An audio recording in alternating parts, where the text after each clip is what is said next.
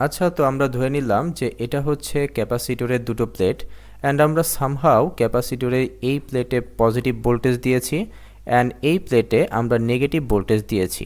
তাহলে আপনারা বুঝতেই পারছেন যে এই ক্যাপাসিটরের দুই পয়েন্টের ভিতরে একটা বিভব পার্থক্য বা পটেনশিয়াল ডিফারেন্সের সৃষ্টি হবে। অ্যান্ড পটেনশিয়াল ডিফারেন্স বা বিভব পার্থক্য মানে কি? নিশ্চয়ই দুইটা বিভবের বিয়োগফল, তাই না? যেহেতু বোঝাই যাচ্ছে পটেনশিয়াল ডিফারেন্স বা বিভব পার্থক্য। এখন কোশ্চেন হচ্ছে V1 তাহলে কোনটা আর V2 তাহলে কোনটা, সেটাও একটু বোঝার চেষ্টা করি। দেখুন, এটা ডিপেন্ড করে আপনার উপরে। ধরে নেন যে আপনি বাম পাশকে ধরেছেন পজিটিভ এবং ডান পাশকে ধরেছেন নেগেটিভ।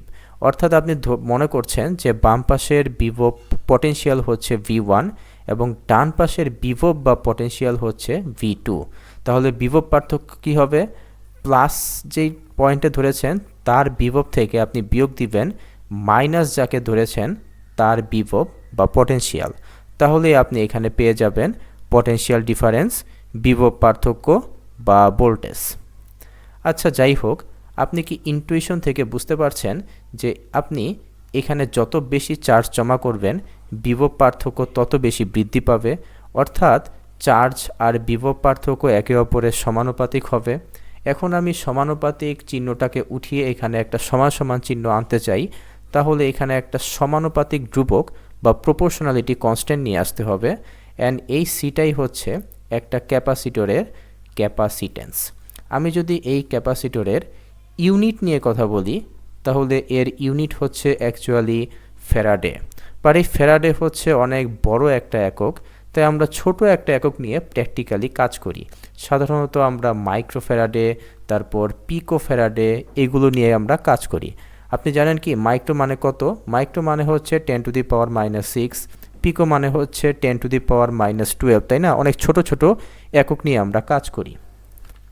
আপনি যদি গুগলে গিয়ে ইলেকট্রোলাইটিক ক্যাপাসিটর লিখে সার্চ দেন তাহলে আপনি এরকম টাইপের কিছু ক্যাপাসিটর পাবেন। খেয়াল করে দেখুন, এর গায়ে লেখা আছে 10 মাইক্রোফ্যারাডে, এর গায়ে লেখা আছে হচ্ছে 47 মাইক্রোফ্যারাডে। এটাও আরেকটা সিরামিক ক্যাপাসিটর। সিরামিক ক্যাপাসিটর বোঝার ওয়ে হচ্ছে আপনি দেখবেন যে একটা টার্মিনাল একটু বড় থাকবে অ্যান্ড আরেকটা একটু ছোট থাকবে। অর্থাৎ বড়টাতে আপনাকে সবসময় পজিটিভ ভোল্টেজ অ্যাপ্লাই করতে হবে আর ছোটোটাতে নেগেটিভ ভোল্টেজ অ্যাপ্লাই করতে হবে। এখন আপনি যদি গুগলে গিয়ে সিরামিক ক্যাপাসিটর লিখে সার্চ দেন, দেখি কয়েকটা ক্যাপাসিটর সম্পর্কে একটু আপনাদেরকে পরিচয় করিয়ে দিই, পরবর্তীতে আমরা প্র্যাকটিক্যালি কাজ করার সময় দেখব। সো এগুলো হচ্ছে অ্যাকচুয়ালি সিরামিক ক্যাপাসিটর। একটু এখানে তাকাই। সো এই যে এগুলো হচ্ছে সিরামিক ক্যাপাসিটর।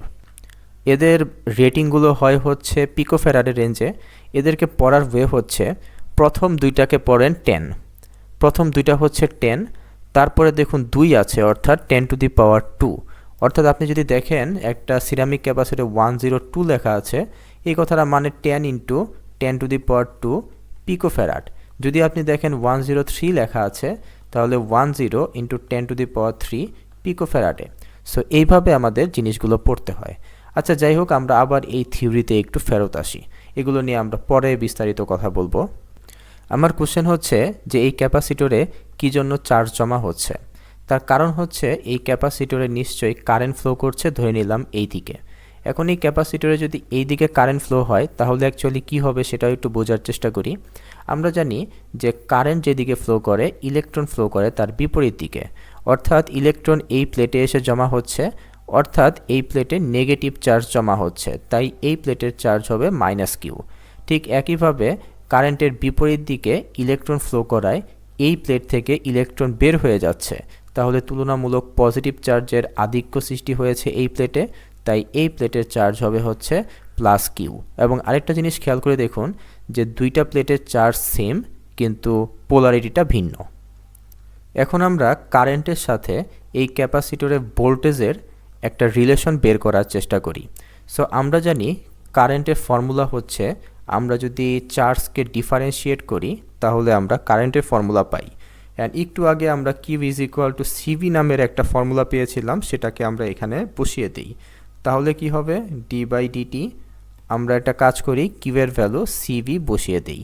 এখন এই যে আপনি দেখতে পাচ্ছেন C, এই সিটা আসলে ক্যাপাসিটরের জিওমেট্রির উপরে ডিপেন্ড করে, তার ভেতরের উপাদানের উপরে ডিপেন্ড করে, অর্থাৎ কারেন্ট আর ভোল্টেজের উপরে এই সিটা অতটা ডিপেন্ড করে না। তো একটা কাজ করি, এই সিটাকে আমি বাহিরে বের করে দেই। তাহলে সিটাকে বাইরে বের করে দিলাম যেহেতু এটা একটা কনস্ট্যান্ট, অ্যান্ড আমি ডিফারেন্সিয়েট করব অনলি ভোল্টেজকে। সো ফাইনালি আমি এরকম একটা ফর্মুলা পেলাম। সো এটা হচ্ছে ক্যাপাসিটরে কারেন্ট বের করার ফর্মুলা। কিন্তু এই ফর্মুলাতে একটা কনফিউশন সৃষ্টি হয়, সেটা আমি এখনই ক্লিয়ার করে দিচ্ছি।